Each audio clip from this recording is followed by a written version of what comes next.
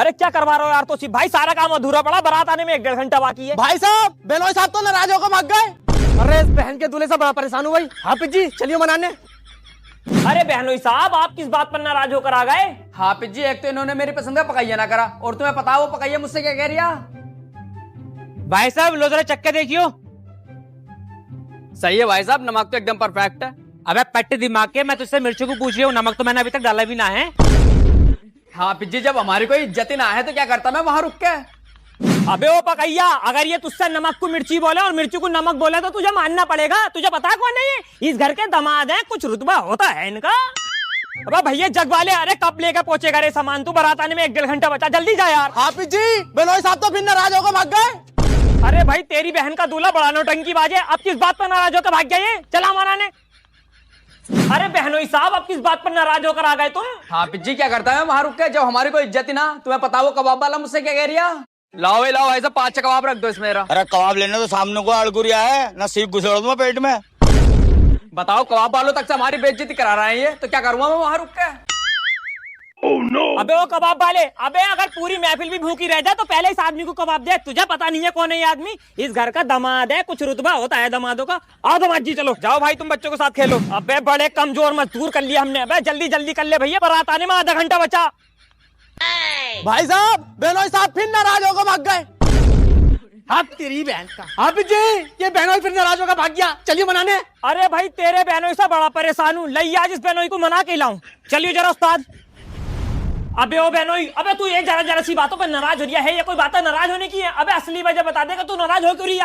हाफिज जी, हमारे सुजन ने मुझे तो दहेज में बाइक दी थी और अपने नए वाले दामाद को कार दे रहे हैं। बताओ गुस्सा ना आगा मुझे? अबे तो जाहिल दामाद, उस टाइम उनका हिसाब बाइक देने का होगा तो बाइक दे दी होगी। अबे मैं तो ये सोचा हूँ तुझ जैसे को बाइक मिल गई, ये बहुत बड़ी बात है।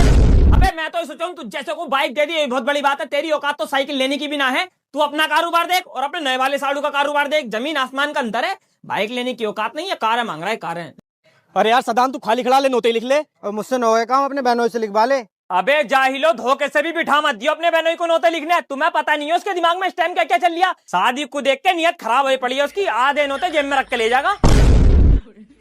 अरे भाई मैं करूँ कबाब खा लिए नहीं तुमने? आओ कबाब खिलवाऊं। अरे तुम टेंशन मत लो, कल को नाराज हुई हो यार, स्कूटी दिलवाऊंगा तुम्हें, रेड़ मार दियो तुम सबकी, टेंशन मत लो। अस्सलाम वालेकुम हाफिज जी। वालेकुम अस्सलाम। कैसा आना हुआ भाई सबसे बड़े जाहिल?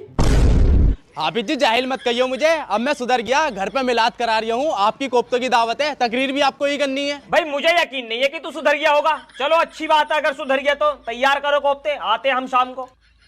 बच्चे बुजुर्ग नौजवान साथियों और पर्दे में बैठी मेरी माँ बहनों, सभी को अस्सलाम वालेकुम।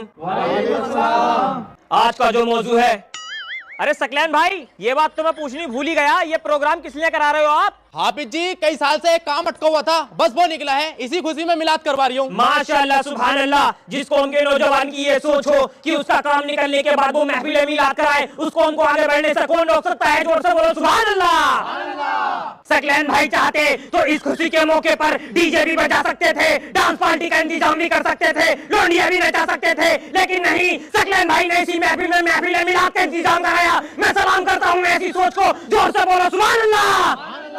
अल्लाह सकलैन भाई की उम्र में बेपनाह बरकत अता फरमाए और इनके कारोबार में दिन दोगुनी रात चौगुनी तरक्की अता फरमाए। अरे हाफिज जी, इतनी दुआएं दिए चले आ रहे हो, तुम्हें पता भी है क्या कारोबार है इसका? ना भैया, हमें ना पता क्या कारोबार है। सट्टा खेले आइए, कल ही 10 लाख रुपए जीता। क्यों बे सबसे बड़े जाहिल? हाँ हाफिज जी। अरे तेरी जाहिल, तो मतलब तू ये सोच रहा है ये जो 10 लाख रुपए तूने सट्टे में जीते हैं, अगर तू मिलाद करा देगा तो तेरे लिए जायज हो जाएंगे?